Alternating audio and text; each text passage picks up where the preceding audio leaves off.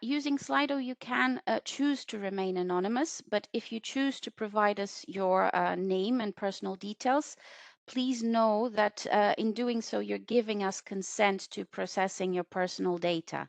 So this is the data protection privacy statement that we have for Slido. Next slide, please. So as I mentioned throughout the session, we will not be monitoring the chat in WebEx. Please use Slido in the code that you see on this slide and in the code that you'll see on the footer of every slide in the presentation to send us questions. Questions may be addressed in writing during the session by EMA colleagues, so we have a few colleagues available to support you. And at the end, top voted unanswered questions will be addressed orally at the end in a live Q&A session.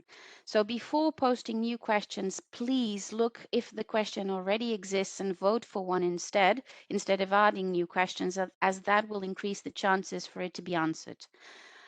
Please note that some questions may in fact not be addressed at the end, and this could be due to high volume of questions if we have too many, or simply if there's a more technical question that requires assistance of a colleague that is not present today. We will endeavor to address as many questions as possible, and what we don't address today, we will review and pick the most relevant questions to be addressed in an FAQ document that we maintain and publish in the SPOR portal. Today's PowerPoint will be published also in the SPOR portal in the document section, where you can find other documents that we will cover today. The video recording will be available in the EMA YouTube channel, and both the PowerPoint and the link to the video recording will be shared eventually in the EMA events webpage where you registered for the webinar. So please watch this space. I hope you have a nice experience, and now we will formally start the SPOR webinar. So next slide, please, and over to my colleagues. Good morning, everyone. Thanks for joining the SPOR API webinar. Today presenting will be my colleague Adrian Costeanu and myself, Angel Sempere. We work in the SPOR platform management, service delivery, and service evolution. And here we are presenting different topics concerning the SPOR API well, a bit of history, how to use it, how to start with it, how to find documentation, etc. We will go through the index soon. Today, this is the first webinar of a series of webinars that you've been possibly attending during the whole week. There's still one more webinar this afternoon about EMA account management, starting at 2 p.m. So yeah, please join because that will be also if you don't have any experience or any other past work done in the EMA account manager, that's also important to access the SPOR API. So what are the goals of today? Today we are here, as we said, to discuss about SPOR API version 1. We will also get into details of what version 1 means, how versions are there, and etc. We will bring some updates on what's going on in the service evolution, what have been doing lately, and what will be to come. We will provide a series of live examples on how to obtain SPOR data, and then we will also guide you to find the documentation which you need to read, and you need to apply, for example, to have API access, to know what type of data we are transferring with the API, what type of resources you can ask for, what's the format, and etc. We will also guide you through there. And then we will share the roadmap that is planned for the next year. So you are also aware of what's coming on next in the SPOR API evolution and what's to come, so you can kind of prepare your teams, prepare your roadmaps as well, if you are requiring this master data for your own business cases. This is the agenda of today. We are in the welcome. We will speak about why we want to expose an API in this service, why are we using an API, and also the differences. We will touch on them a little bit between the version 1 and version 2. Just as a reminder, this webinar is about the version 1 mostly. Then we'll guide you through how to request the access to the API, how to be allowed to request this data. We will also explain how it works when you have some concerns regarding support, questions, how do we communicate with you as a client of this API. We will touch a bit on the theory on the API, what are the resources that are there. We'll clarify some concepts that might not look straightforward when you're reading the documentation for first time. We'll have a live demo with some data transfers between the API and well, ourselves, the presenters. We'll give the news on what are we working on at the moment and what's to come, together with the roadmap, which is point 8. And then, yeah, little summary, and we will start with a QA session, which will come by the end of this meeting, so don't trust the time there. So why do we use an API? What are APIs for? That's the first part. It's an introduction. Sometimes the audience that we have in this call, in this webinar, is not purely technical. It's coming from the business side. They are interested on what's there to offer to later on maybe make proposals to the technical team to do integrations or implementations.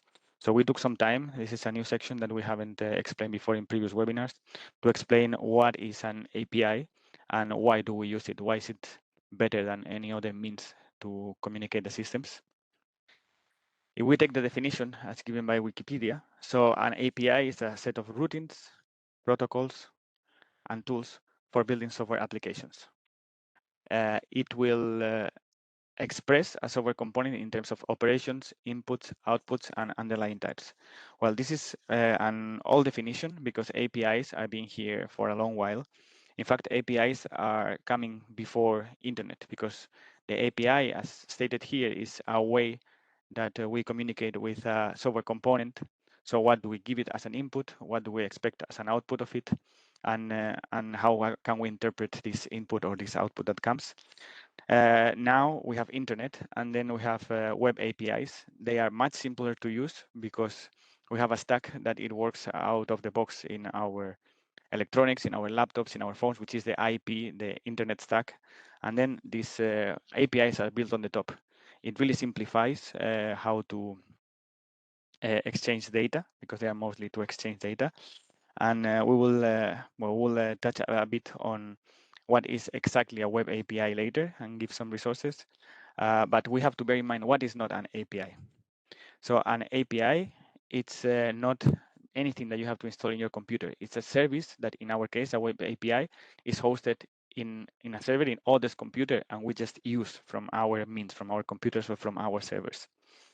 It doesn't automate human activities, but it might be included in some processes that humans are doing to help their work. But it's nothing that it's intended to be machine-to-machine communication. So it's nothing that will automate any of the daily tasks of humans, just facilitated by being able to move data around. It's not an end-to-end system. In fact, APIs are used to build end-to-end system. When we connect several APIs, we might make an end-to-end system that you might use as an end user, but that's not the case of the API itself. That's just a result of combining different resources, and one or many of them are APIs. And of course, there's always the question, because active product ingredient is acronym, it's the same, it's API, but this is a different context. We are talking about servers, internet. We are not talking in this case about products, ingredients, substances, or anything like that. We are talking about the data that surrounds them, and that's what you can exchange with the API. So we are talking with a bit of abstraction on the business content here. So if we take the first line that we have announced before, it expresses a software component in terms of operations, inputs, outputs, and underlying types. So an API is an interface, is something you can read and understand and use to communicate with a system, possibly from a different system. And then what the software component is in this case is the SPOR system, which is hosted at the EMA. The operations that you can do as a consumer or client of this API is search, read, and write. You can search the different resources that we have in our database. You can read them, and then you can also submit some changes in some format. My colleague will extend later on that. And with that, you are interacting with our software components, so with SPOR. The inputs in this case, they are, for example, if you want to search, you will send a set of identifiers or search terms. For example, you know, SPOR, it's about locations, organizations. So you might search with a term of a postal code, for example, and then you can send that through this API. You can also send a document, which is maybe a full object that you want to write, and then and you can also use metadata for that. What metadata is, we will also explain it a bit later. What you get back is documents, so you get this information that you are requesting, and also the metadata that is used to browse on the response that we are sending to you. So just to give an example, you make a search term, you want to know the organizations that are in certain area, certain postal code or province, country, etc. You will send that in the search terms, but then in the metadata attributes that you get back, you will get, for example, the amount of entries that you are retrieving. And this is something that you have to use later on to build the integration with this API. You might get the information in small chunks called pages. And then you might be able to say, okay, now I want to retrieve the second page or the third page in different requests that you make. This is called metadata because it helps you to browse through the data that we are sending. So it's not strictly information that is inside the data. And what's a type? Well, a type, we define a type. We're talking now, in my case, about organizations. That might be a type, a complex type, which might be later on formed by smaller types. So for example, a text field could be the postal code of this organization. The number of locations that you can count on it could be an integer type, for example. So if we talk about substances, what describes a substance? It's a different type, a product, different type, etc., etc. So why do we use APIs? APIs are ideal for machine-to-machine integration, as we said. And why so? Because they offer a set of services to exchange data based on parameters that identify the business object. What that means? If we make an analogy with an Excel sheet that we might have with different columns, and we filter because there we want to find an entry. So we are filtering on all the data that we have in this Excel sheet and we're seeing the entry. But here, in this case, as an API client, we don't have the whole data. The whole data is hosted in the EMA system. And for that, we use the identifiers of the objects that we want to retrieve, of those complex types that we want to retrieve. They return structures that are conveniently formed to be parsed using popular programming languages. So they use standard representations. You might have heard about XML or about JSON. And these representations have the particularity that, for example, the fields, so those different fields that are part of this object, with analogy of this Excel, the different fields of this row, for example, we could say, they are delimited in a special way with certain type of characters, letters, etc. So a programmer that is implementing the consuming part of this API that we offer can use tools out of the box to interpret them, to understand them, and then to process them further. It does not focus on human interaction and presentation. That's something that we achieve through other means. For example, we have the SPOR Web UI, and that's designed in a way that is browsable by a human that wants to search through the information. But this is rather machine processable presentation. As we said, those special characters, those special ways to form everything that will help some other machine to understand the data. Why are they good? They are good because they let you as a client consume the data according to the business needs that you have. So for example, if we take the analogy to a weather app, For example, let's say Yahoo Weather has an API, Google has also its own weather API, where you can request what's the weather in one city, what's the historical of temperatures in a town, in an area, for example. You can see the forecast for the future days. These are also public APIs, and then we can use them as a consumers to build our own application. And for example, we might decide to, under the request of some user in our application, to show the historical of the temperatures in some certain month in the last 10 years, because we're planning a travel there and we want to have an idea of what would be the temperature like. And then the most optimum way to retrieve this big amount of data will be in short number of interactions, but in big chunks. So my phone, for example, if it's a smartphone application, will use this API to retrieve big chunks of data, and then they will present it in a way that the user of the application will understand. But for example, we have another screen in this application that what it does is to retrieve the data in small chunks as soon as they're available. Why? Because maybe every time we unlock our phone, this is shown as a widget. And then what we want to know is what has changed on what is shown in the widget. So then the widget would only request this small chunk to make it as fast as possible and to update the application as fast as possible, because we are not staying in that screen for long. We cannot wait for that, or we don't want to wait for that.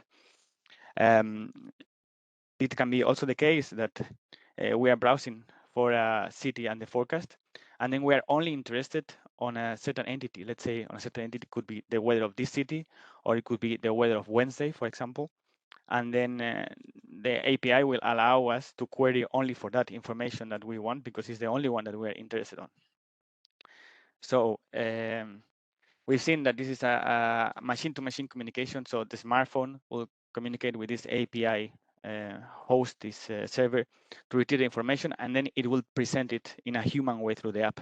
But the data transfer in between them are machine-oriented. This data is made so the phone can understand it, and the server can understand the request of the phone. However, normally this data is human readable because they also help when developers are developing their own applications. They can go through the data, they can interpret what is coming in, what's coming out, they can debug their applications. So often they have some sort of encoding that is visible or readable for humans. And that also helps to build low-code integrations, business process modeling engines, for example, that have some hooks where they call APIs. That's also possible. Or they can just be used as an export, for example, to import it in an Excel sheet where you can later on do filters or calculations. So APIs are machine-oriented, but sometimes they have human use cases outside of the machine-to-machine communication. If you are new into this, we have selected a couple of articles that will help you to understand and to grasp what's an API, more specifically a web API, because there are other types of API there. As we said, APIs are older than internet, are older than the World Wide Web. Here in these two articles, they are very easy to read. They are less than 10 minutes, each of them, and they are collecting a set of examples, terms that are often used, for example, HTTP, put, get, no, or headers. All this information it's explained in a way that you can understand, because it's also referring to useful everyday cases that we all use in our apps, in our work, in our desks, etc. Now, if you read that and then you have some understanding on what's an API, how are they built, and what are the components, specifically web APIs, you can also get Postman, which is our favorite tool. It's a free tool that allows you to configure your requests to those APIs as much as possible. And this is positive because you don't need to configure anything. You can just use, if you are starting with APIs, you can just use the out-of-the-box request functionality. And with that, you will make the same thing that you make with your web browser. For example, when you just go to a web page that you want to download, you put HTTPS /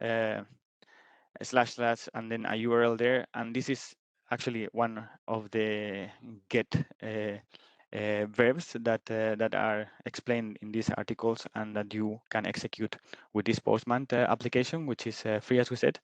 And if later on you get to integrate with APIs which are more complex, so for example, they have more metadata to be shared, they need to perform the authentication in certain ways, you can also use this application, because this application will allow you much more than what the web browser allows you to request and to move the information around.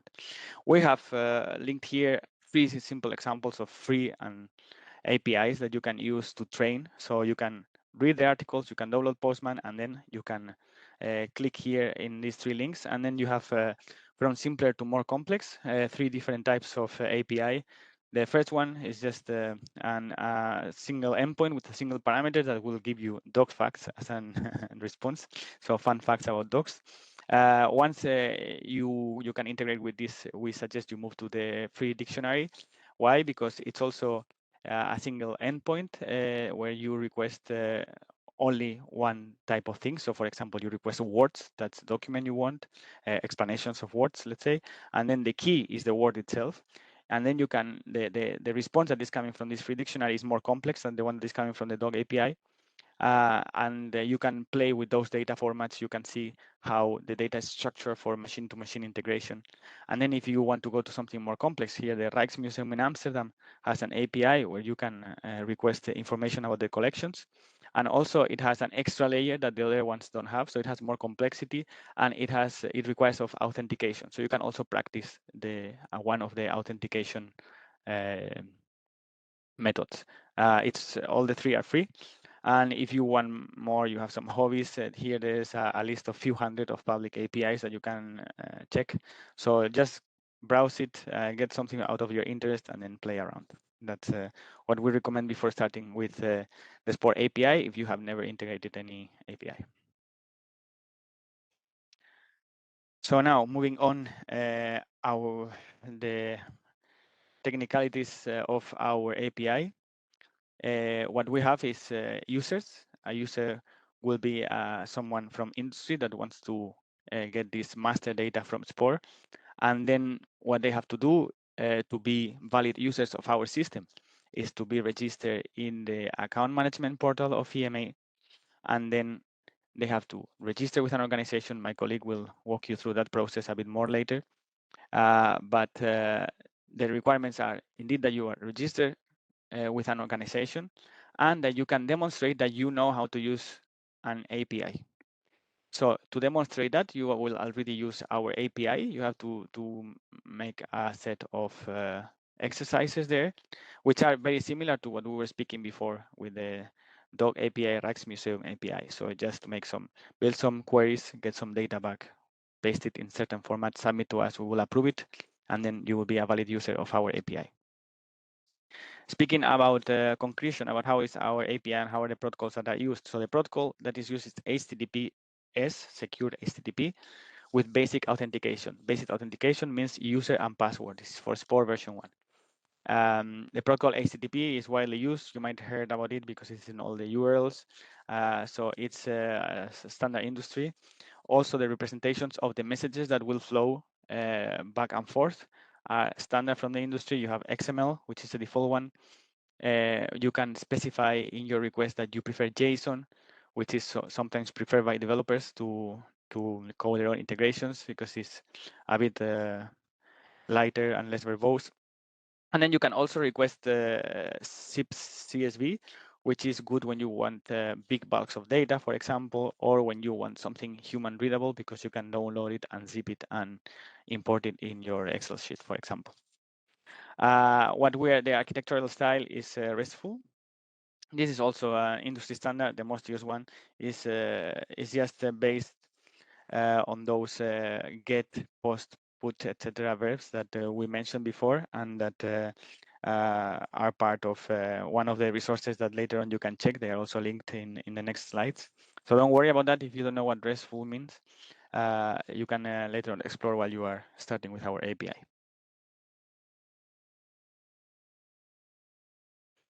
Now, you've heard that we refer a few times to SPOR version 1 and SPOR version 2. This is because SPOR version 1 is the initial version that was launched a few years ago. It contains data about organizations and including locations of those organizations, etc. And it includes data about lists and the terms that are in those lists. So those are the referentials. This is OMS and RMS. And it has a data format which has been specified by our team here, the team building this API, which describes very well the data that we are exposing. However, soon, and you will see in the roadmap, we'll have a version 2 of the SPOR API. Version 2 and version 1 will be active at the same time because they are from different scopes. Version 1 is OMS and RMS, so organizations referentials. Version 2 is PMS and SMS, which means substances and products.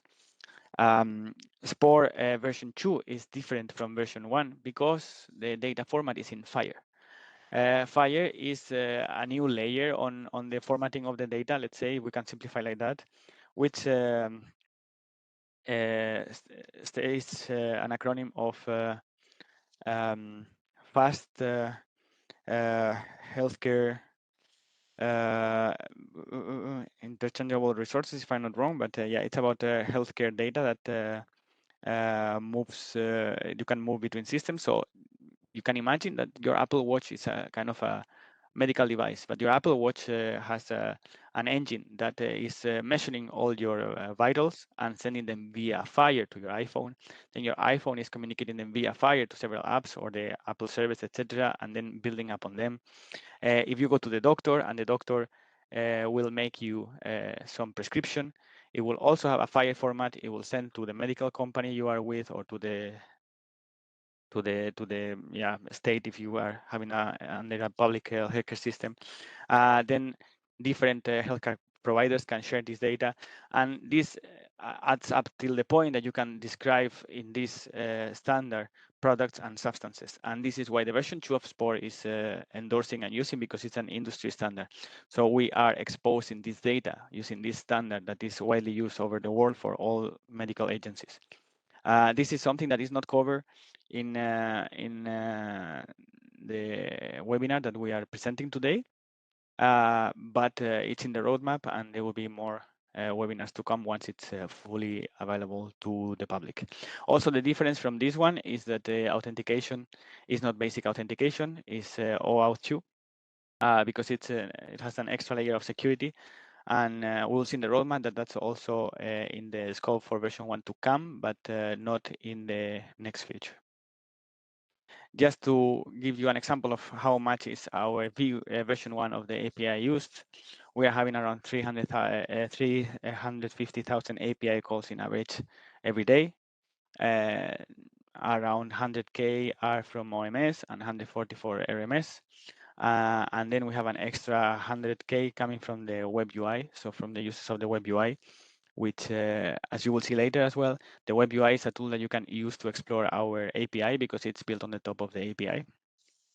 We have 135 accounts which make use of this API for machine-to-machine integration. And then we have 57,000 users for the web UI. The busiest periods of our service are indicated here. This is a good guideline for you because on those periods you might experience some slowness of the system, etc. Just because they are popular times for executing certain tasks, or some companies like to maybe synchronize their databases before their work hours, or some operations happen during a certain period of work hours. Statistically, we have learned that those are the busiest periods, and we ask you to bear that in mind when you are integrating with us. Now, after this introduction to APIs, and particularly a little bit of the SPOR API, I will let my colleague Adrian to take the stage and to walk you through the next points in the agenda. Thank you, Angel. Hope you can hear me well. Good morning, everybody. So yes, I will walk you through the how to request access to the SPOR API, and then I'll follow that with, as I said earlier, I will go through the how to request access to the SPOR API, and I'll follow that with a demo of OMS and the RMS API. So if we can go to the next slide. You can see here some important parts of the process, how to request access to the SPOR API. Okay, so where we were with registration to the SPOR API,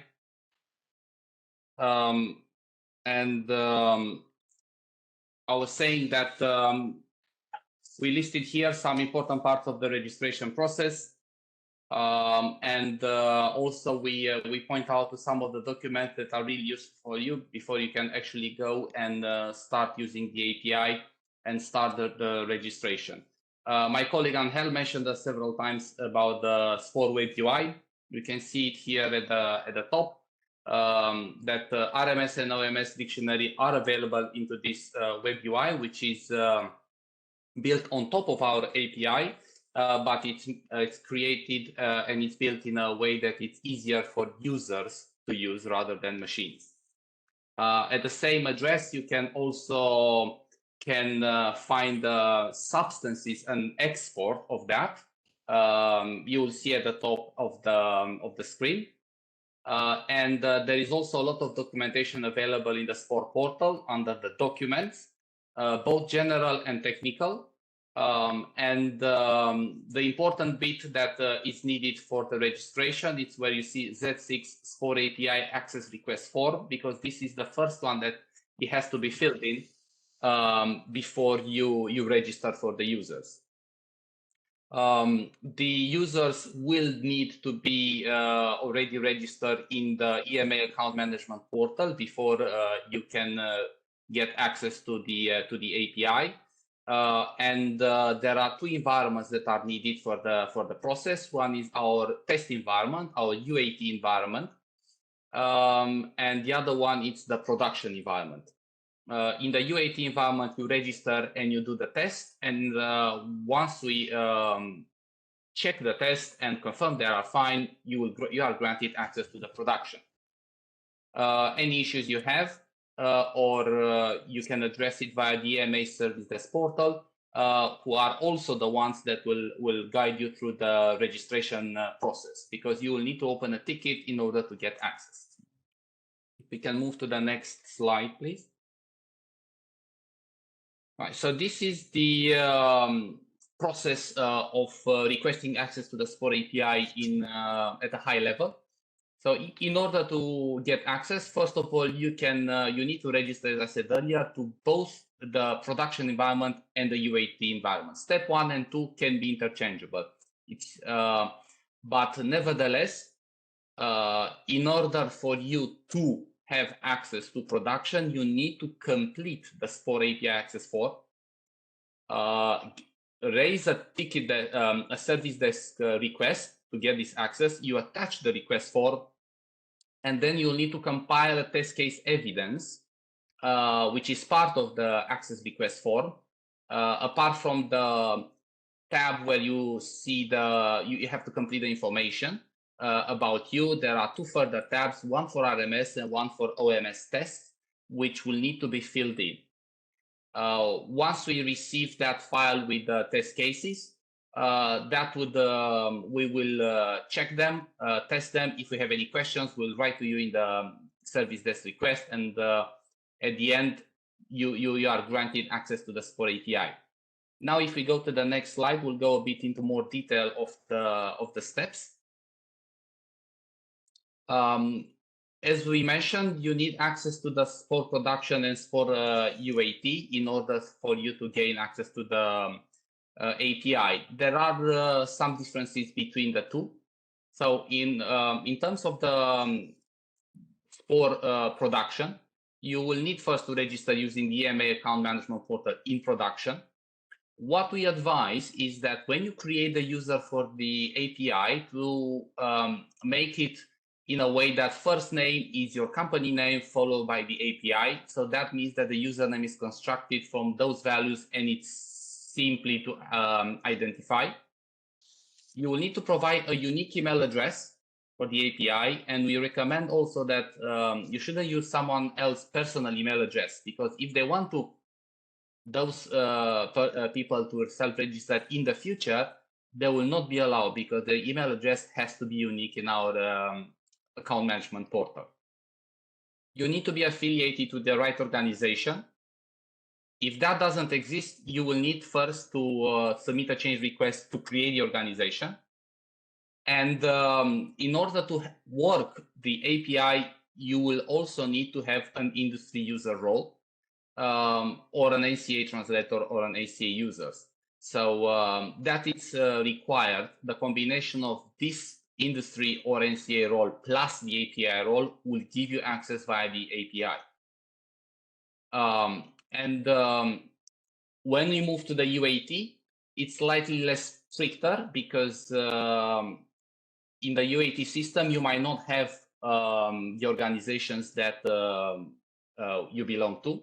However, for testing purpose, you can use you can choose to send it from any organizations that is already there, because what we need to see is that the structure of the calls that you make and the reply you receive from API are correct.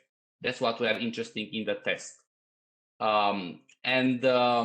There is a mention here at the bottom in that in case you are using a third-party provider to access SPOR API, the test cases are not needed for you to complete.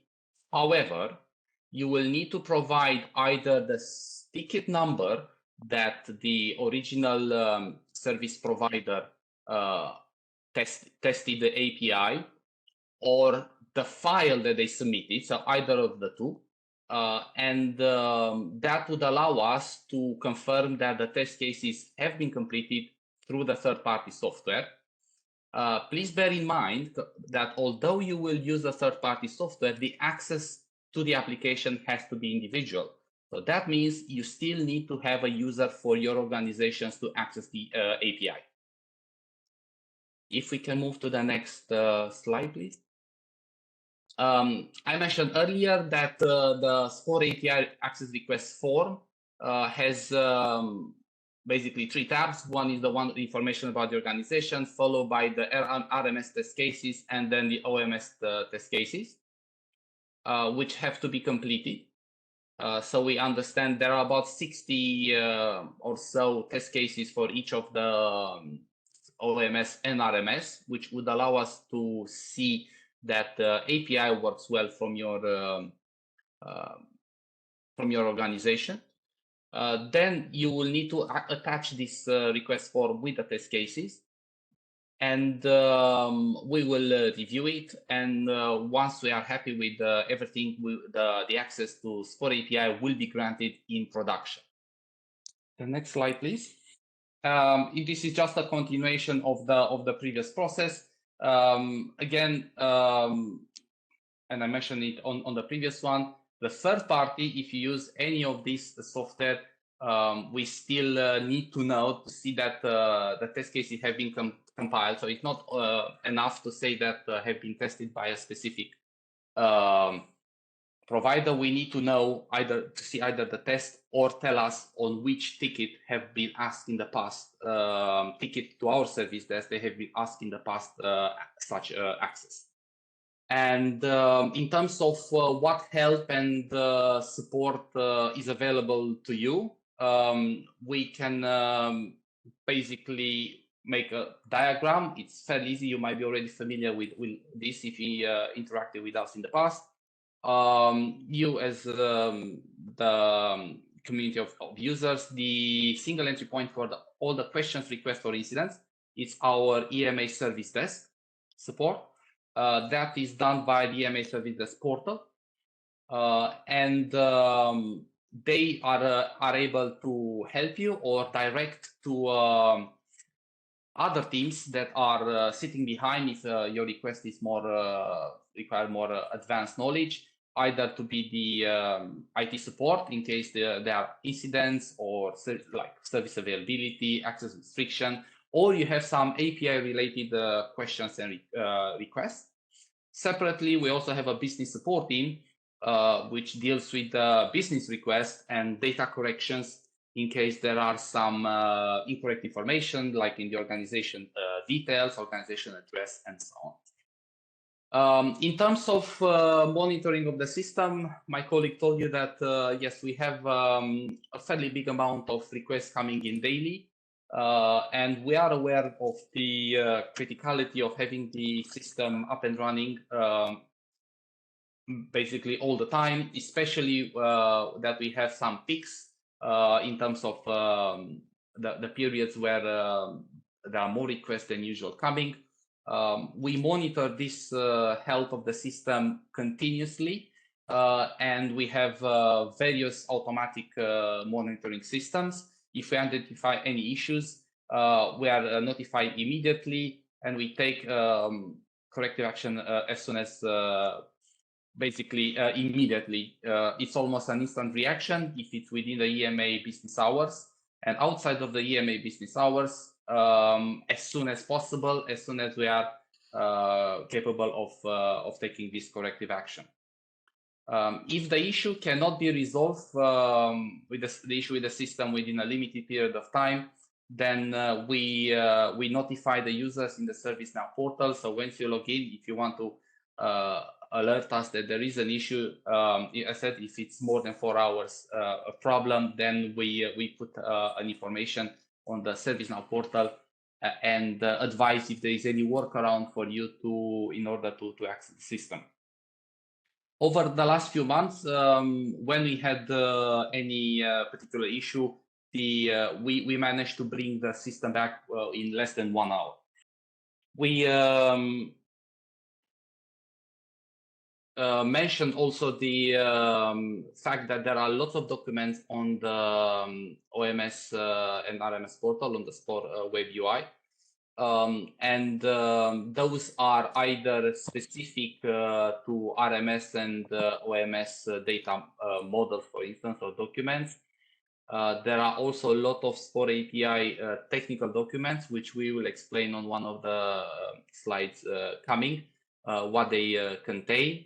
And also the on the portal, you can find the access request form. You can download it from here. And the API general terms of use, we advise you to look at here because the amount of information that you can find it on the web UI freely available, it's massive. We will move on now to API resources and concepts. It will become possibly a bit more technical, but we try to make it as simple as possible. I mentioned earlier there are some key documents for the API that are available on our web UI. In terms of implementing an API connectivity to SPOR, the most important is the SPOR API specification. It's a large document. It's 97 pages. And it describes in detail all the general principles, and there's a comprehensive list of all the available endpoints for the RMS and OMS for the V1, just to make sure that I point this out. So for the V1, and this is the recommended entry point for your technical team to develop connectivity to our API. So this is not aimed at the business. It's a highly technical document. Also, as a technical document, it's the SPOR API XSD schema. We describe the data format that different payloads must conform to, both as an input and output of the endpoint calls that you can make to the API. And this XSD schema, together with the API specification, should be made available to your developers to connect. There are two further documents where we try to give some examples. One of how to API it's built. One is the SPOR integration patterns, which contains some scenarios, business scenarios, and how to solve them using multiple API calls in order to get the information that you need. And also there is a document about API sample payloads, which go into a bit more detail and explain how to build the API. And that would be helpful for your developers to understand how to build the API calls. In terms of general API concepts that apply to the SPOR API v1, in our current v1, we support only the basic authentication, username and password, and we may be using more advanced options in the future, but at the moment we haven't planned for those. The role-based authorization controls is basically what is available to the users that currently use the SPOR API v1. All the service calls, when you make them, contains the version. So you will notice that when you use the SPOR API, RMS and OMS v1, it contains /v1, and one for SMS and PMS would contain v2/v2.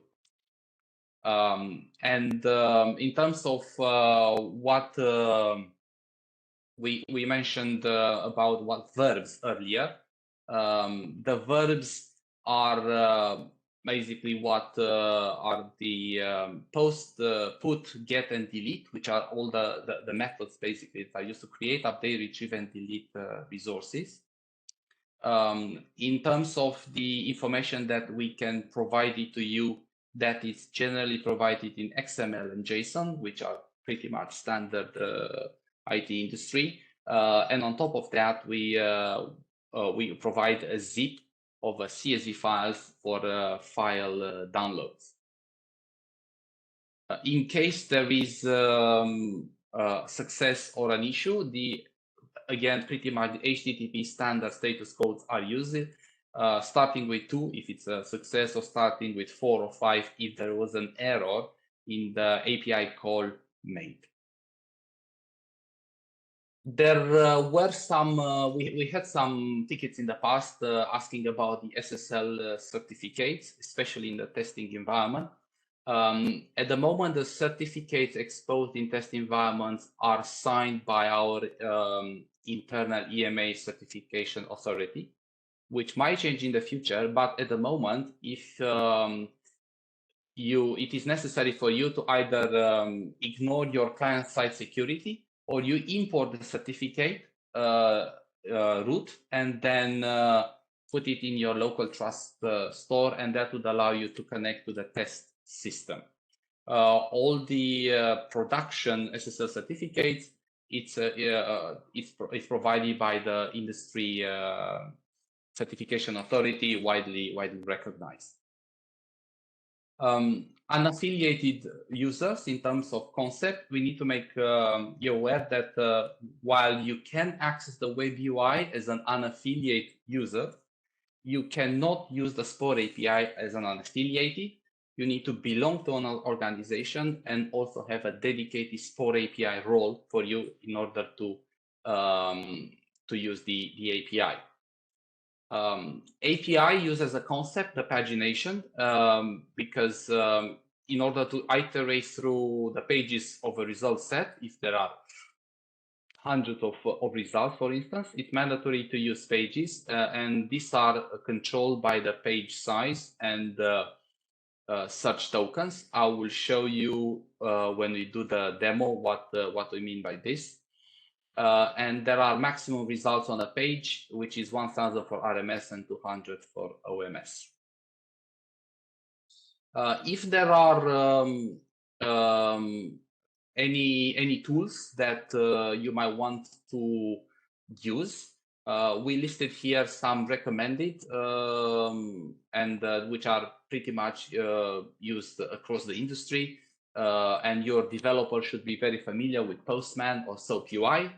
Another option is to use our own SPOR Web UI, because every, if you go via a browser, all the browsers have an options to open a separate tab called Developer Tools, And there you can explore and analyze the endpoint usage and the payload composition and interpretation that sits behind the SPOR web UI. But this is only to help you understand how calls are formed, because in order for you to properly connect to our API, you need to follow the guidelines of the API formal specification document. And yes, if we can move to the last slide of the resources and concepts. RMS and OMS, they each have their own main concepts and resources. In terms of OMS, they are organization, location, document, and change request. In terms of concepts, RMS has a little bit more because it also contains list terms, and each of the terms can be translated. It offers a subscription, it offers tags and preferred names. So all these are available via the API. All of these are detailed in the SPOR API specification document for your developers to implement. And with this, we went through the resources and concepts. And we'll follow that with a quick demo. If we can move to the next slide, thank you. So we're gonna do a demo of the OMS, how the API is constructed for OMS. We'll go through briefly through the merge process of organizations and locations, and then we will do a demo on the usage of the SPOR API for the RMS resources. If we can go to the next, and we were gonna stop here with the slide because I will switch to my browser. So I will show you how the API is constructed for OMS, and then we'll come back and we'll go through the tips. It will make more sense to do that after you see how the API is made. So I will share my browser, if you bear with me. I hope you can see the screen. Yes, we can see the screen. Thank you. Thank you for confirming, Miriam. So you can see here I already prepared a set of API calls, so we can go through from the more simple one to the more complex one for OMS. And the one of the simplest you can make for OMS is to have, for instance, the list of organizations. Again, this is based on our own UAT environment. So you see here, if I want to call all the organizations, it returns to me a number of 32,000 organizations. In production, we have around 40,000 organizations, but for testing purpose, this is more than enough for you to understand how it all works. The API is built in the way that it's explained in the XSD schema. So there are keywords, there are tags, and the information is displayed in a very structural way. This one, it's you see that because I have not specified anything in terms of the page size, the default page size for both OMS and RMS is page size equal 20. So all the organizations are displayed in pages of 20 at a time. If there are 32,000 and 20 pages, obviously it's it will be about 1,600 pages if you want to go through every single one of them. And there are certain information that is available for each organization. We can, the important one is the organization ID. And then if there are certain mappings to the organization, and of course it lists the location for each organization, and then it moves to the next organization. This is a more simpler call, and instead it lists all the organization. If I want to modify the page size, you can simply do it by using a keyword page size and then a question mark after the organizations. That would allow you to specify a different page. The number of organizations does not change. It's still 32,000. What it changes now, I went for 200 on a page. So the page it's bigger. But that means that instead of 1,600 calls to go through all organization, I would need about 160. In case you want to do more organizations, it's probably better to try and have a page size higher. I've seen calls in the past with page size equal 1 or 2, or page size equal 5, and then hundreds of organizations to be provided like this. It's not the best way to get the information because it simply adds load to the system. It's better to have a larger page size in order to get information from OMS API.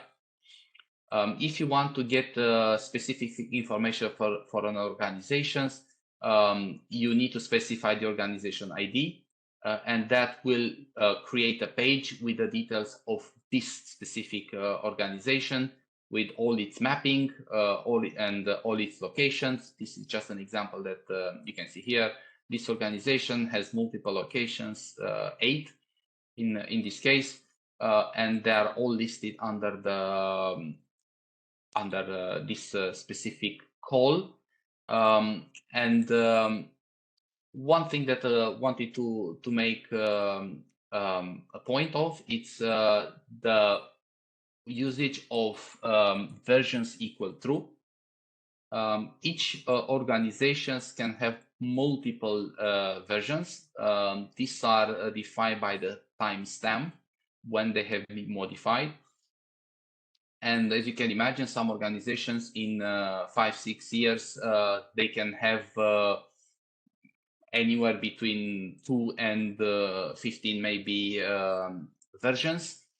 And if you use the keyword versions equal true, that would retrieve all the versions of the organizations from the time that they were modified. You see here the modified on, and then there are another version that was modified earlier, and another version that was modified earlier, and so on. So this can be a massive change in terms of the load that is provided by the API, because if you call, for instance, for one organization to see all versions, it might not be such a big call. But if you want to see multiple organizations with all versions, then suddenly from a simple API call, it becomes a very heavy call because there are many organizations and many versions in the systems. So use versions equal true only if you need it. For instance, we've seen it many times happening in the past. Every day or multiple times a day, the same call comes for organizations with versions equal true. It's better to use the other options like modified on or modified since. That would allow you to create an easier call for the system. So our advice is to try and read a specification document. It tells you what are the parameters and how you can construct them. If in doubt, raise a ticket, and we can help you with advice on how to build your calls, because they can become very heavy if you use them maybe in not the most appropriate way. It's and this is also why we ask users to go through this completion of the forms for RMS and OMS test cases, because we need to see that the API calls are built in the right way.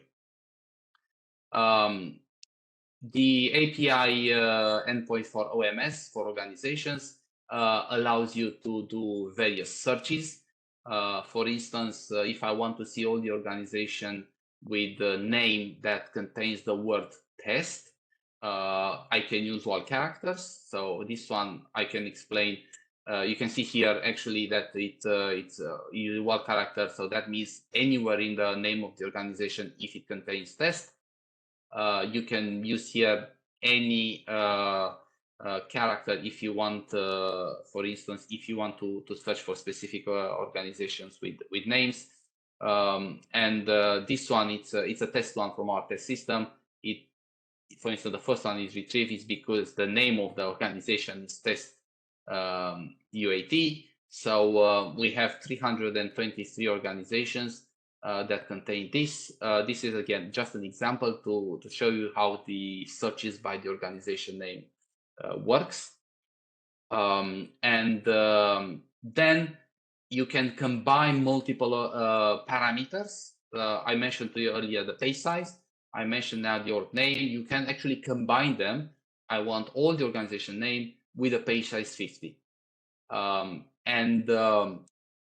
Another important point to make here is that by default, the API retrieves only the organizations that are active. So when you do a search, the active ones are retrieved. If you want anything that is inactive, you need to specify. So this is why I use this keyword org status and active and inactive I use. You see that in case of the previous one, when I call for the all containing test, it returns for me 323. If I use active and inactive, it returns for me 325. That means that I have two organizations which are basically inactive. And for me, just to confirm that it works, I changed from active and inactive to only inactive. You see now here that we have two. So again, these are just a taster, some examples of how the API is built. Much more information is in that 97-page document, the API specification. A similar endpoint for OMS is the locations, and it works in a very similar way to the organizations. If you want to access specific location, again, you do it by putting the location ID, and that returns all the information for the specific locations, any mapping, the location ID, the name, and to which organization it belongs to.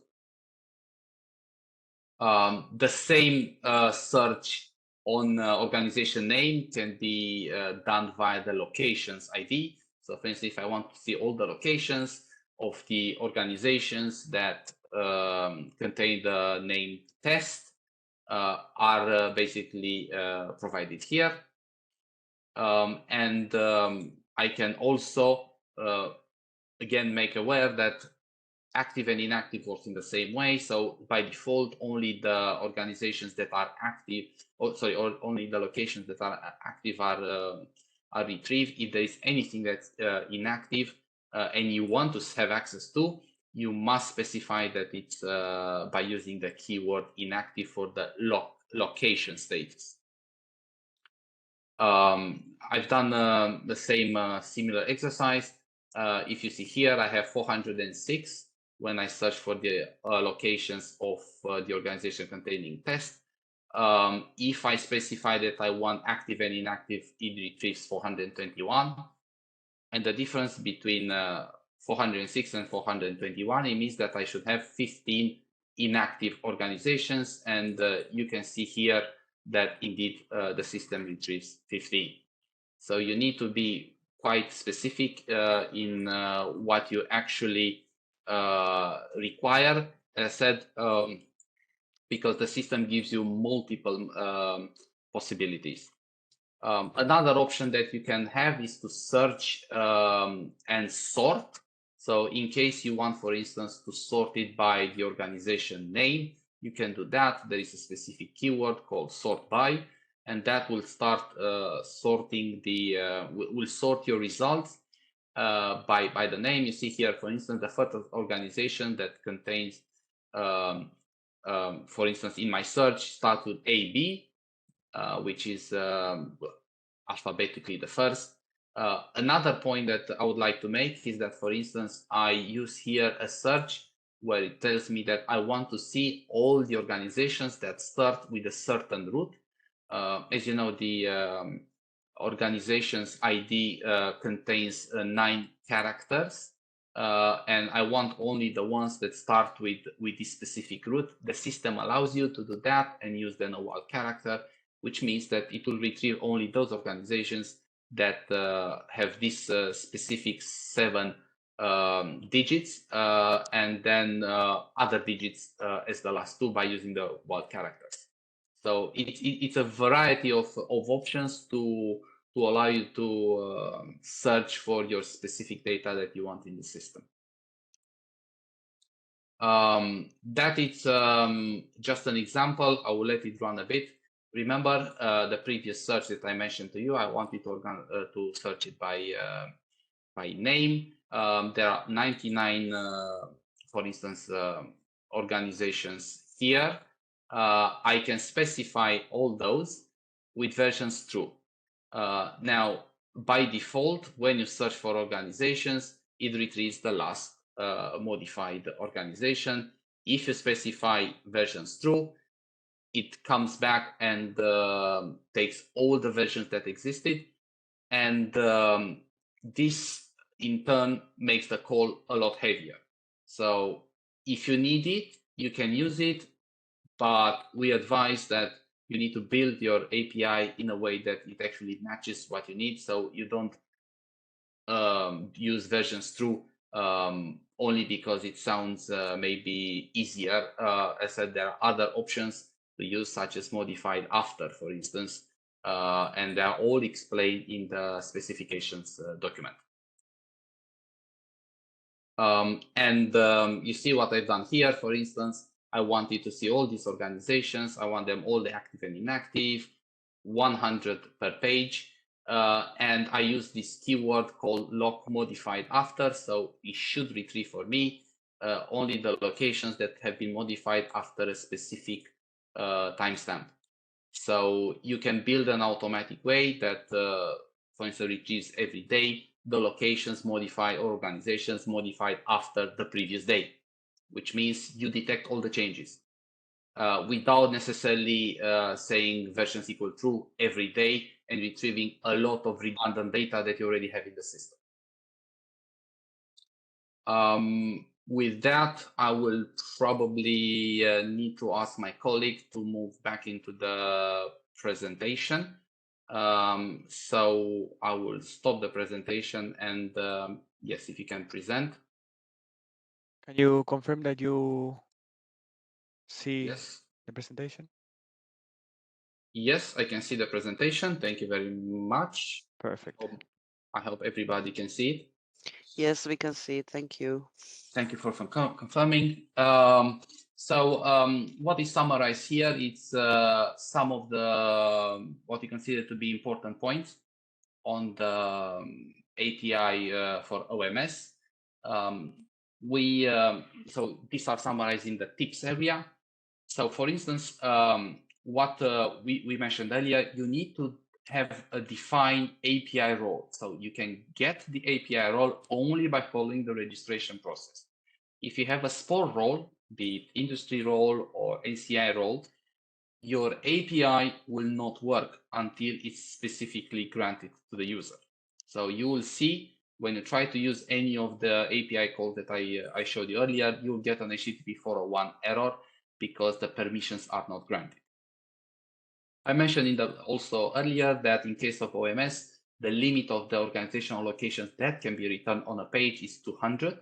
Default it's 20, and you can control that by using the value of page size. As an advice, if you have search set that returns hundreds or thousands of organizations, it's better to use a higher page size to relieve some of the load on the system. But again, that depends, of course, of how many you can process when you retrieve the data. It doesn't make sense in a way to use a low like page size equal 1. We've seen that page size equal 1 for organizations and locations, which is not the most effective way to use the API. An important bit is that if you want all the organizations to be retrieved, there is a specific keyword, page size equals 0. What this does is it retrieves the entire set of organizations. This is from a file that we create every night, and it's available for this specific call.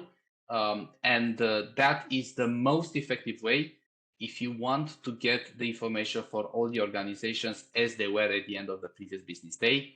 It's much more effective than trying to get through all the 40-something thousand organizations via the API page by page.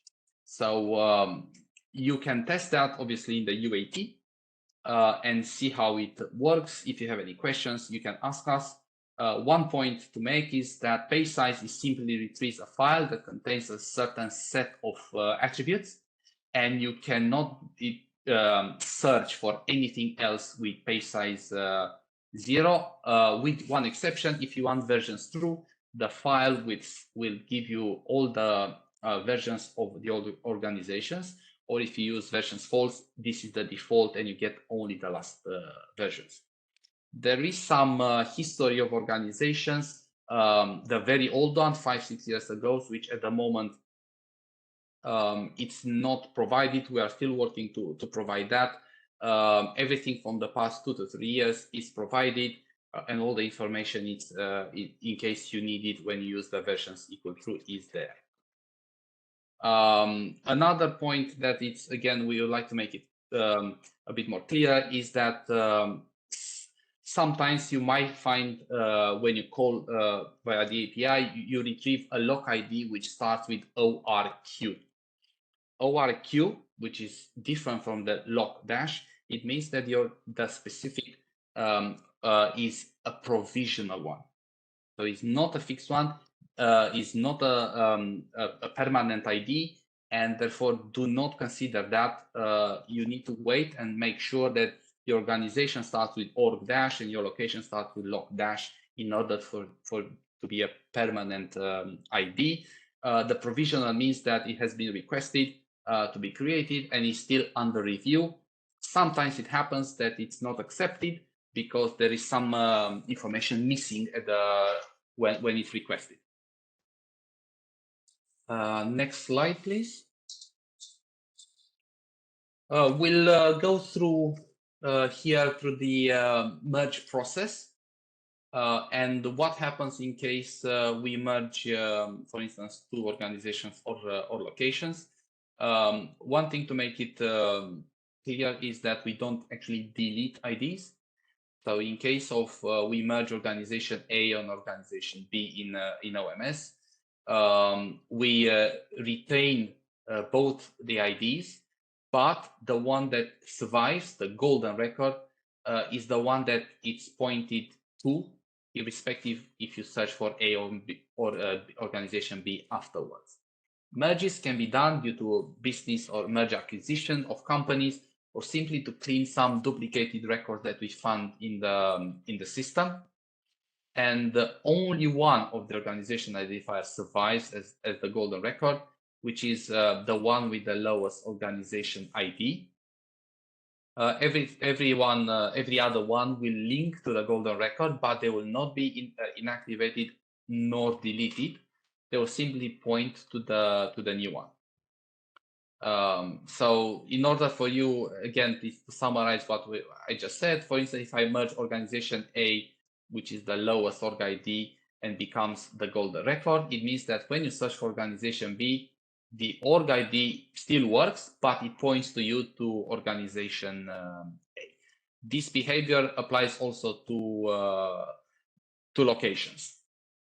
And on the next slide, I have a screenshot of what happens in case you merge 2 organizations. You see the IDs. The one at the top ends in 491. The one at the bottom ends in 492. What I did is I merged one into the other. And when I search for organization 491, it actually returns, it shows me that they are both here. when I search for 492, it also returns 491. But it tells me that I have two organizations. It means that there has been a merge on this specific ID. So both IDs are still valid and they can be searched and they point to the same record. If you want to go to the next slide, we provided here some guidance on how to handle the merge organizations. If you want to implement it locally, how to identify that the organization is which one is the survivor. So, for instance, if you want to get an organization using a parameter like org modified after, in order when you synchronize with the OMS API, you can use this guideline to identify which one is the one that survives in an automatic way, and that will tell you which one is the one survives and which one is the one that has been merged into. We provided some pseudo code which is easy to understand by your developers. They can implement it locally in any of the language or any of the application that you use to connect to the SPOR API. If we can go to the next slide. Thank you. This is the same example that previously was for organization. Now we provided for locations. It's the same behavior with the only difference is, for instance, if you want for locations, obviously use a different parameter, which is loc modified after rather than org modified after. And that is more information that is dedicated for your developers. Another action that can happen rarely now, but it can still happen, is the unmerge. And basically, if we have organizations or locations that have been onboarded from different source systems into OMS, and then they have been merged in the process, we sometimes need to unmerge them, either because it was incorrectly, well, most of the time it's actually because we have to resolve a previously incorrect merge. Bear in mind that we don't use merges when companies acquire other business units. We use unmerges only to resolve a previously incorrect merge. So when this organization location have been merged, it means that in one record there could be different map IDs. So if organization A, organization B have been merged and organization A identifier was kept as the golden record, what we explained on the previous slide about the merge. When we do an unmerge, we create two separate organizations, organization A and organization B. So the original ID will be split across records, with the original ID will be returned to the original organization. So now when you search for organization B, you point to organization B and no longer points to the organization A. In a way, it appears to be like a new organization, but it's not a newly assigned org ID, it's the original org ID of the organization B. And that applies in the same way to the location.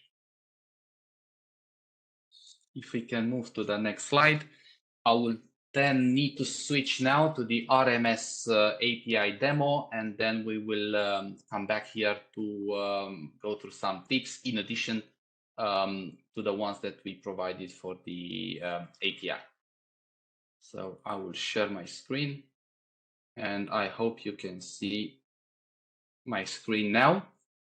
Right, so RMS API, I mentioned earlier in the presentation, there are different keywords for the RMS API. If for OMS, we have organizations and locations. The main ones for RMS are actually lists and terms. If I want, for instance, to see all the lists in the system with a summary of them, I simply use v1 and then /list, which is the endpoint to provide the list of the list. In UAT, we have 160. We have more in production. But again, for the purpose of testing, these are absolutely fine. You see here the list, the name list. It's some information about the list, if it's active, if it's current, and if it's public. So this simply goes into the list of the each of them. So the first one, it returns to me age range, which is literally the first one with ends in 1, and then at the end, that was the first list that we ever imported. And then goes through all the lists in page size equal 20, because this is in fact the default for RMS2. You see page size equal 20, it's provided here in the I highlighted here. The page size equal 20 is the default page size for RMS2. If I want to see a specific list, I do it by simply using the specific ID. In this case is 10 digits and ends in 1. And that gives me the information about my age range list. And if I want to move to the next step, if I want to see the terms, I simply go again /terms, and that would provide me what are the terms of the specific list that I have here. And it tells me that there are in fact 22 terms into this list. And then it lists them one by one with term name and all the information, if there are any specific child terms and so on. So this is how you get the list of the terms in case you want to basically get the details of the terms. There is another option, which is the term summaries, which provides a shorter version of the terms. It's less information than when you use terms, and obviously the number of items is still the same. The page size is 20, which means that if I want to see the last 2 terms of the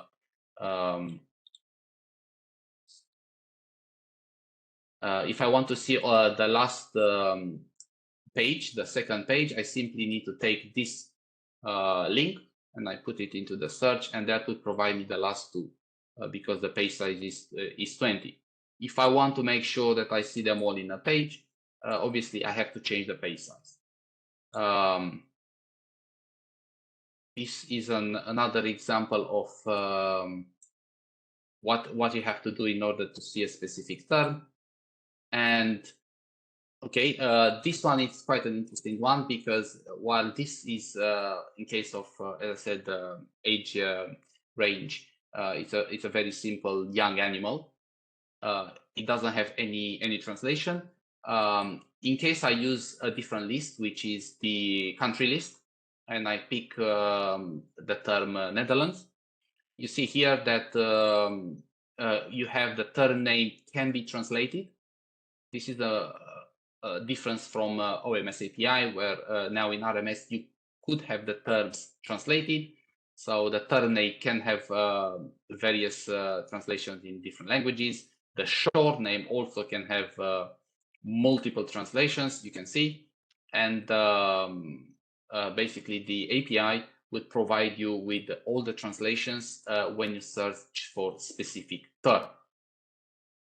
If you want to provide for instance, a search endpoint. So rather than go for a specific term, the system also allows you need to change the endpoints list. You need to use search term and then question mark, and then you have to specify your parameters. In this case, I want to change to search for the terms that contain the word term. Start with that, and I have to specify the list. Now, the search terms, it's an endpoint that allows you to search through multiple lists. So if you don't specify here what list you want to search in, then it will go through and search through all the lists that are in the system. So I wanted to give you as an example, for instance, if I want to use term and then wal character, which means it starts with term, it returns for me one single term. If I use wal characters to begin and end, it will returns more terms, 3, because there are some which contains term within the name not necessarily to start with.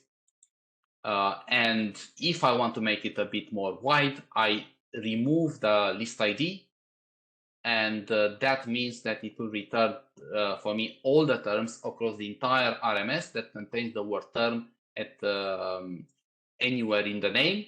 And suddenly from 3, I'm 1,271 returns. The API is built in a way that allows you to do your searches. You can specify further parameters. You can order by them. Again, all the information is in the API specification document. Another important keyword that I use here is the status.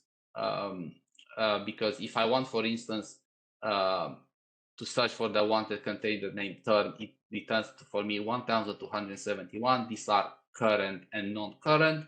If I want to specify or if I want only the current, I use the end symbol and then move to status equal current as a keyword, and then I have less, which means that I have a certain number of terms that are non-current. API RMS works in the same way with as OMS. You can specify the page size, and then the only difference is that in RMS API, the page size can go all the way up to 1,000. It's a different build. There are lists in RMS that contains tens of thousands of terms. So we enable the page size to be higher than 200. For instance, here you see you can use page size equal 1,000, but that call will take longer because it's a much heavier call. So unless you don't need to use the maximum 1,000, try to use again 100, 200, 300, and so on, because it puts in fact less load on the system. And if we can switch now back to the RMS, this is again a taster, in fact, on how RMS API works. There is a lot more information in the specification document, and you need to work in collaboration with your developers to get the information that you basically need to obtain from the system. So I'll stop now my presentation. If we can return to the presentation. Yes, just one more, probably 2 more minutes to bear with me. There are some tips here, and again, the important bit is that maximum is 1,000 on a single page. And what you need to be aware of, that update of terms, it's not supported via the API directly. You need to request, and that follows a process of 2 steps approval via the data stewards before any change request to the terms can be approved. And with that, I finished my demo, and I'll pass it back to my colleague Angel. Yes, thank you, Adrian, for showing with detail how to build a request to the OMS and RMS API. Now I'm here for the last part of this webinar, where we'll be talking about summarizing what we have been working on in the last months and what we will be working on in the next months. So as a piece of news, this last year and the present year, we are focusing on the reliability and the throughput of the system because, well, the system was designed a few years ago, and the growth of usage that has been happening on consumers, it's been multiplying, let's say, more than we were forecasting initially. So, well, we gave some data at the beginning of the webinar, but indeed we had to make several deep changes on what we have now backend wise, let's say, because the API has been remaining the same for the years, but on the service that offers this API. And we'll be discussing a bit well what we have done for your information, so you know that the SPOR API or the SPOR services in general, they are alive, and we are working on them. We have a roadmap for the future, and it's not although sometimes you might have felt those disruptions probably as a consumers because of the high peaks of usage. We are working actively to put it up to date on the requirements that not only we have now, but the ones that will come for the incoming years. So what we have done during last year, here simplifying it, this is approximately the architecture that we have in the moment. So of course, it's not only this, but this is just a view to allow us to discuss now. We have two clusters that they are in charge, one of the API offering, which is on the top of the second one, which is the cluster of master data management. And what we have done initially is to increase the number of nodes that we have in the master data management processing, because after some tests, we detected that those ones were the ones having most of the load. In addition to this, what we have done is to increase the memory of the middleware service that is used for the API offering, and also of all the nodes of the master data management cluster. This is not the only work that has been done. Of course, this is just a summary, because this increase came with an extensive technical tuning, so everything works as expected. Optimizing and configuring properly the resources that we have, all types of layers. Let's say about network, we're talking about storage, we are talking about everything, no? All what is involving an IT service delivery. And also, not only the infrastructure, but we have to refactor a little bit our processes to accommodate this new processing power. Now, if we see what will come during this year is our first architectural major evolution, because it's not only about scaling up, it's also about decoupling, and it's about making it more microservices oriented. So these figures that we are using here are taken from an entry that you can browse in the Azure documentation. It's of free access. It's called well, the section is called Azure Cloud Design Patterns, and the pattern that we're applying is the one mentioned here. So don't forget this acronym, CQRS. So the idea is that we will segregate the name is a bit strange. It's command query. It's a bit not obvious. So let me explain what does it mean. Now we have this integration, which is a monolithical integration where we deal about the presentation and the validation in the API offering. And then the business logic of our process, it's inside a master data management engine. And of course, we have the data storage layer underneath. We also have some intermediate storages and so on, but for the sake of simplification, these are the major players in our architecture. Everything is coupled in a way that all the services depend from each other. It's a monolithic integration, although it's clustered and there's load balancing in between them. Functionally, it's coupled. This is the actual state, the current state at the moment, and then the target state that we want to achieve is to apply this pattern that we mentioned.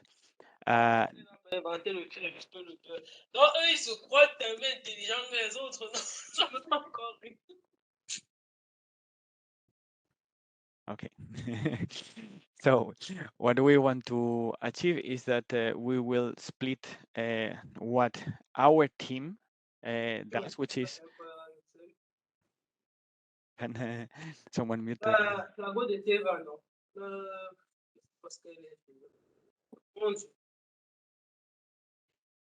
Yeah, Thank you very much. So what we want to do is to segregate the coupling here in two parts. One is what it's called in this description of this pattern, the read data store. Another one is the write data store. Basically, this write data store is what our team is doing, mastering the data, importing from different sources, cleansing it, enriching it, etc.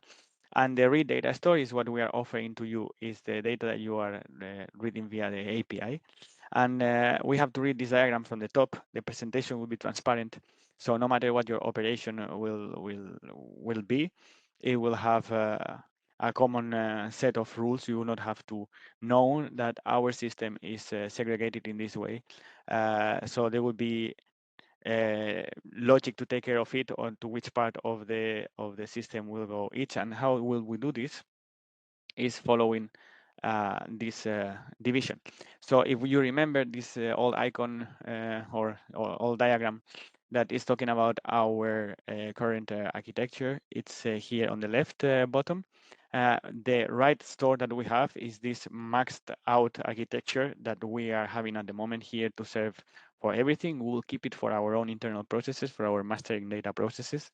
And what we will build is a new layer to support the API, which will read this data, transform it, and pre-host in cloud native components in a way that we can later on scale by increasing the number of instances, resources, etc. that we have there in the cloud, much more flexibly than we are doing at the moment with our on-premises services. On the top of this, and to glue those parts, we are having an API management layer that we are rolling out soon as probably mid next month, and I will explain more about it in the next slide. This management layer will be the one dealing with the presentation and with other types of logic, and will be the effective glue and access control to the different parts of our infrastructure. This is, as I said, a major re-architecturing because we are implementing a new set of components which will be serving the API on the cloud, and our current whole infrastructure will be only one more of those services that will interconnect together.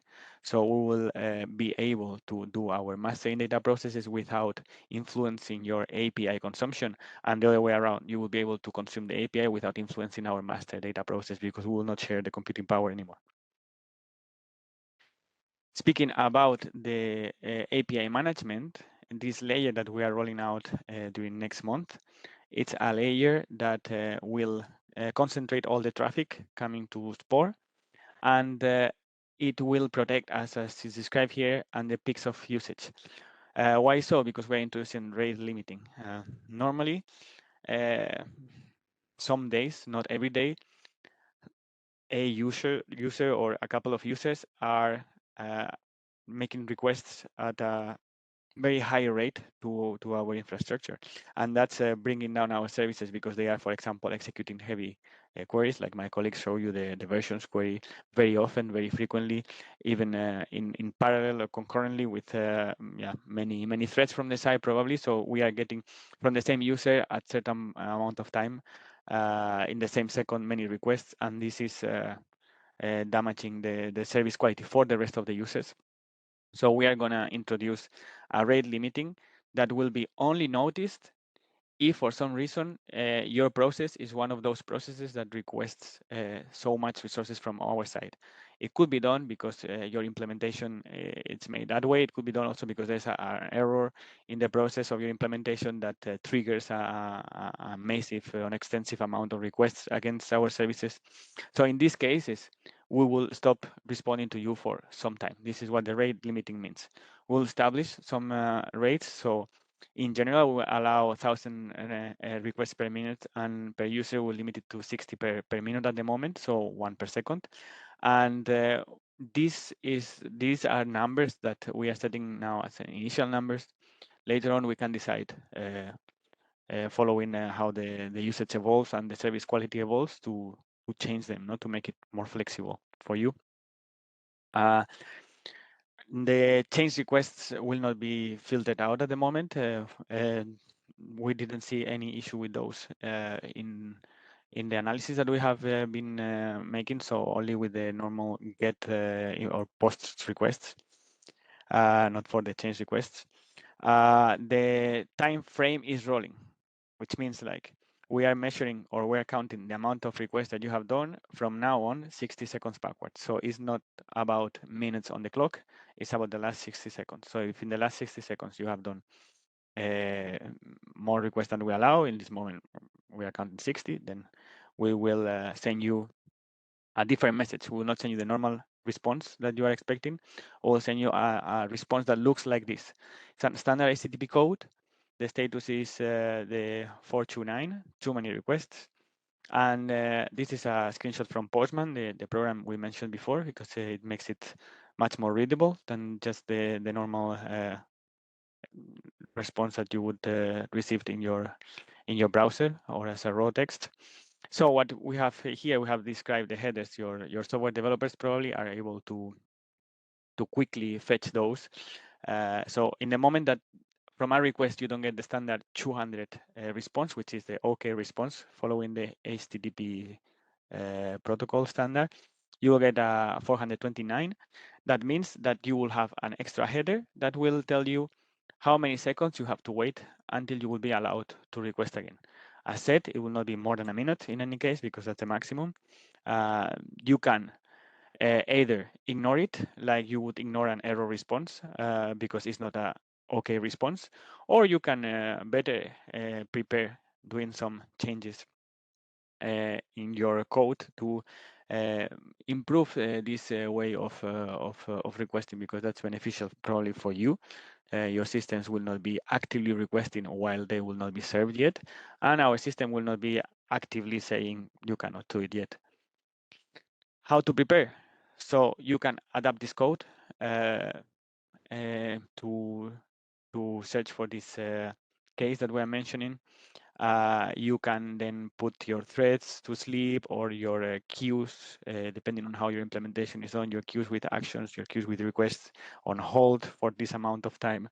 And as I said, you can possibly ignore it, because possibly in your implementation you are only reading the data when the data is correct. So when you have had an OK status in return.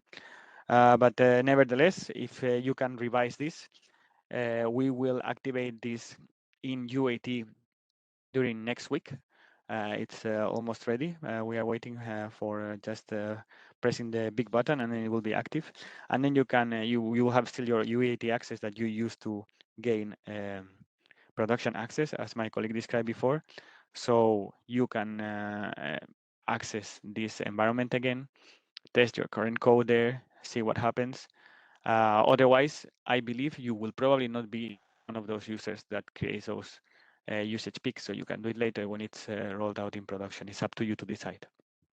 If you have further questions, or if you cannot access the UAT environment, maybe you have forgotten your credentials, please open a ticket in the service desk and we'll take care of it. So now, to summarize what we were speaking and to put something on the calendar, this is the roadmap that we're having for the rest of the year and beginning, or yeah, with certainty beginning of next year, and then a bit more certain during the whole year. We have been working after this scaling up of the infrastructure in performance and stability improvements. The rate limiting is one more of the things that we are adding to the system to make it more robust and to make the service better. For the Q3, we are expecting what we just spoke about. So this new segregation from the read and the write from your team, the API requester team, and our team, the master data team, that will have cloud components. We are expecting that to be rolled out during Q3. The expectation is that although the architecture is new, it will be fully compatible with the version 1. As you see, and a little disclaimer, we are still under design and early implementation. So we don't know if we can support everything as is in the current specs now. For sure, the main and the core of the specs will be supported. If so, if we need to make any other changes, because we cannot support something of what's there, or in the same way, we will notify you, we'll notify the user base, and we will discuss how we'll proceed with this. But for now and so far, we have been able to map everything to this new architecture, so you don't have to worry about it, because it will be, it seems it will be fully transparent. This new architecture will be a base for extensions. As you see to the right, you have SPOR version 1.2 extending the RMS API. This is another extension because we are doing the same exercise that we are doing for OMS, but for RMS. We are moving this data on a read-oriented format to the cloud. And that will come later on, because OMS is the one having the heaviest load on our system following our analysis. So we have decided to start with it. And what does it mean base for 1.x extensions? Means that, for example, at some point, it's not planned yet, but we're having discussions, we could have SPOR version 1.3, which improves the authentication mechanism. And instead of using basic authentication, we will include a more sophisticated way of authenticating just for the sake of security. We will discuss that and announce that later. For now, it's not in the planning, but this new architecture will allow us to make these type of changes. Version 1 and version 2 of the API will be in parallel, running all the time. We will not shut down version 1 for version 2 because they are just having different data formats. Version 2, as a recap, is SMS and PMS, substances and products. And it's in the FHIR format, which I correct myself because before I made a mistake. Is a fast healthcare interoperability resources. So it's for healthcare data. If OMS and RMS will be part of this format one day, is something that is not under discussion at the moment. So we can count that the format on OMS and RMS is the one that is being served at the moment. And the FHIR format will be reserved for SMS and PMS because the substances and products are very well supported by this format. And in the moment in our OMS database, to give an example, we have a bit more of extra information than the one that is supported in the organizations, as you can describe it in FHIR. So we are not migrating yet. Of course, we will study it, but not soon. So this is what will come. Quarter 2, we are doing improvements. We're starting with the rate limiting. Quarter 3, we will have the new OMS rolled out with the new architecture.